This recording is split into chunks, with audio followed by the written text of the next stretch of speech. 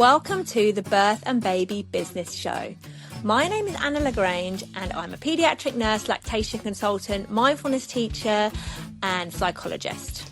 My name is Liz Stanford and I've been working in the birth and baby world for over a decade.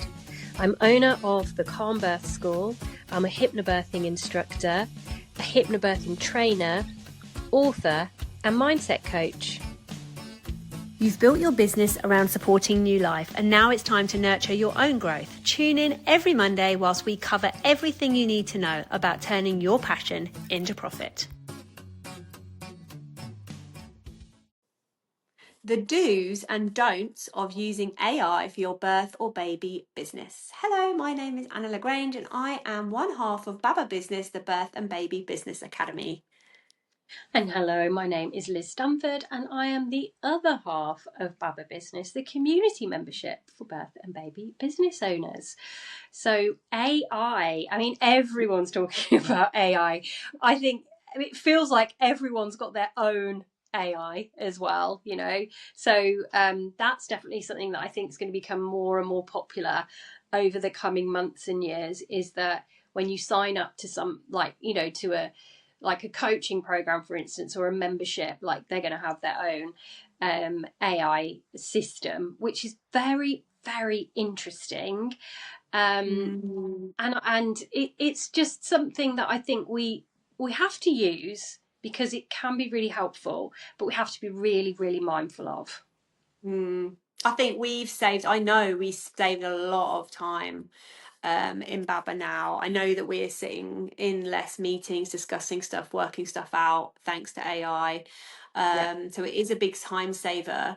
But at the same time, well, I don't know if we necessarily want to get into all the ethics of AI. I mean, that might be fun. We've already discussed that earlier on in the year, but I think things have even shifted and changed since we did. But there's definitely some things that we suggest that you do and don't do. So my first one, which feels very close to home as a course creator and director, which is that do not ever copy and paste someone else's work and put it into an AI search engine to change it for your own use, because first of all, that is against copyright law and against intellectual property. But more importantly, actually, is that what AI is doing, it's collating all this information that you're putting in and then it's using it to help other people. So if somebody, for example, wanted to type in, create me a mindful breastfeeding course, and one of my students, and of course they would get stuff that's publicly available on my social media, on my website, that kind of thing. But if one of my students or even myself had, without thinking, copied and pasted course content on there, that would then potentially come up for somebody else to then be able to copy and use without meaning to, without knowing it. And obviously we have no idea how copyright laws and information ownership laws are going to change with the rise of AI. Who knows where it's going to go, but please be really responsible with what you put in there and make sure it's not somebody else's work. Yeah, 100%. We've got to be really, really mindful of that because it's so in use and it's so common and available and free. A lot of them are free. Then it feels like you've almost got this right or this ownership over the content that it's like spouting out to you. But like we said, you've got to be so careful how you approach it and how you use it, and just be really mindful, particularly with other people's works. Yeah, that gives me a cold sweat thinking that people might copy and paste all of my really hard work on my Calm Birth School training course, which of course was originated before AI and is always updated via my brain rather than AI. So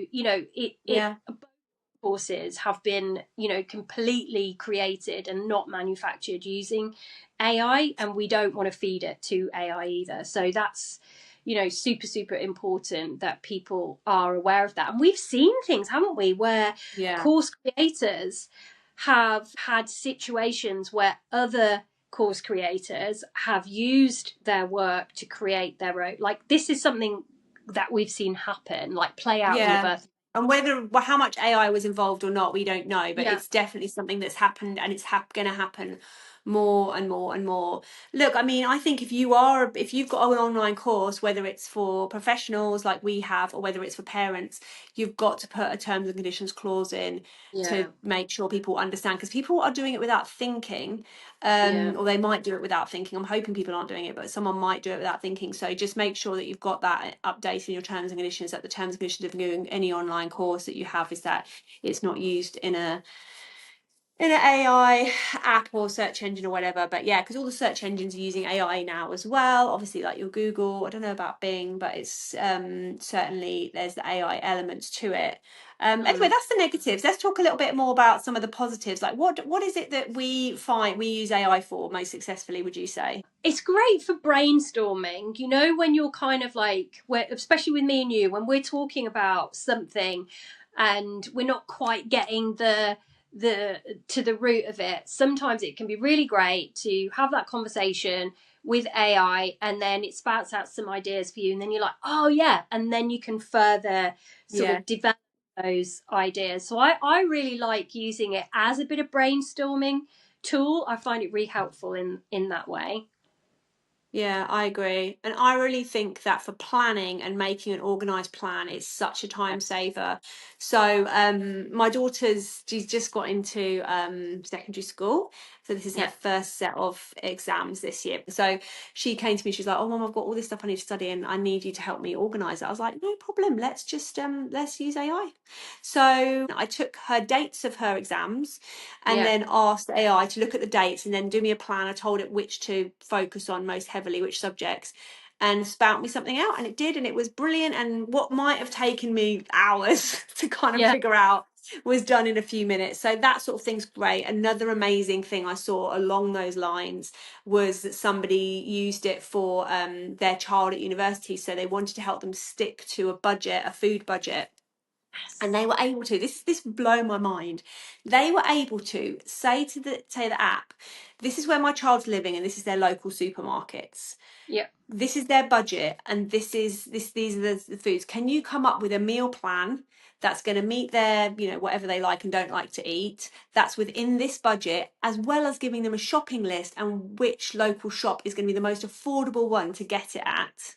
I don't think we'll be able to do that in South Africa so easily because we don't have online. But yeah, and it did it. It spouted out this plan, to cooking plan, like how to batch cook it and then where to buy the ingredients and how much it's going to cost. So I was like mind blown. Like for me, that's the sort of stuff that we should be using AI for. It's like, I love it. Like just that planning, strategizing, thinking of ideas, and then putting it in some kind of structure for you. Obviously, a business example for that would be like social media, planning out, you know, what to post. I think for social media, it can be quite helpful. I think you just got to be a little bit careful with, you know, your Hmm. brand voice and not getting too lazy or, for want of a better word, reliant on AI to do everything for you.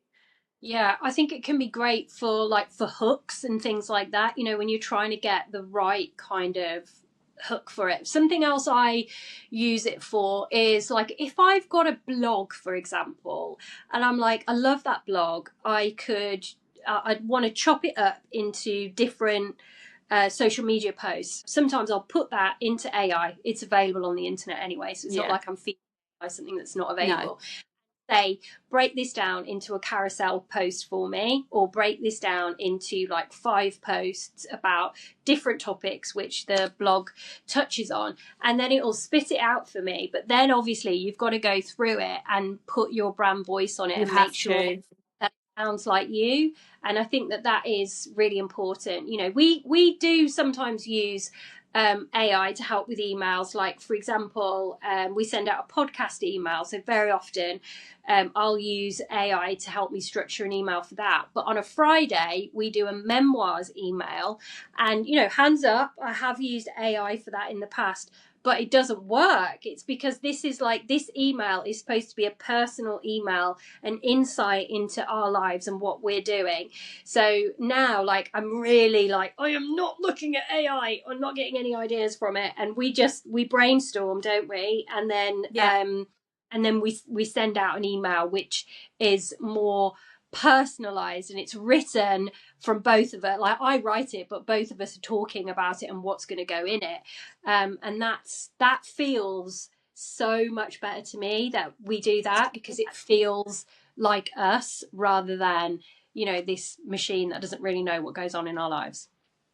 And people will know. We read a newsletter from somebody that we've been reading their newsletters for a long time, and this person then started using AI, and we spotted it straight away. And, you know, in some ways it doesn't really matter, because perhaps they're getting their message across, and you know, that's fine. We're not, for the thing they were using AI for, we weren't their ideal client. So in some ways, did it really matter? But we spotted it instantly. Everybody's using AI. Everybody knows these little sound bites and little words that AI will use.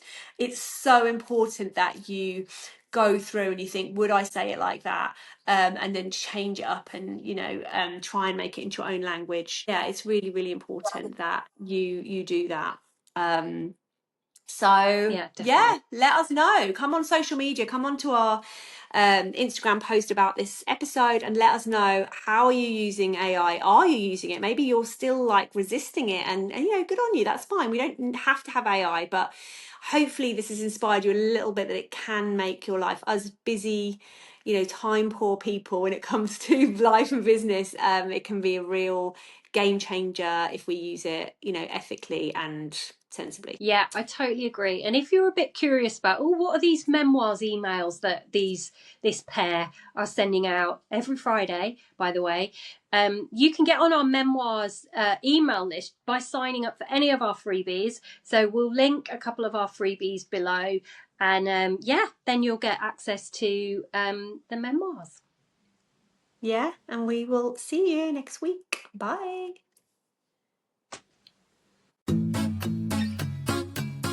Thanks for tuning in to the Birth and Baby Business Show. If today's question sparked something for you, share it with a fellow birth or baby business owner, and don't forget to subscribe so you never miss an episode. See you next time, and keep growing your beautiful business and doing your work the way you do it. It is so needed.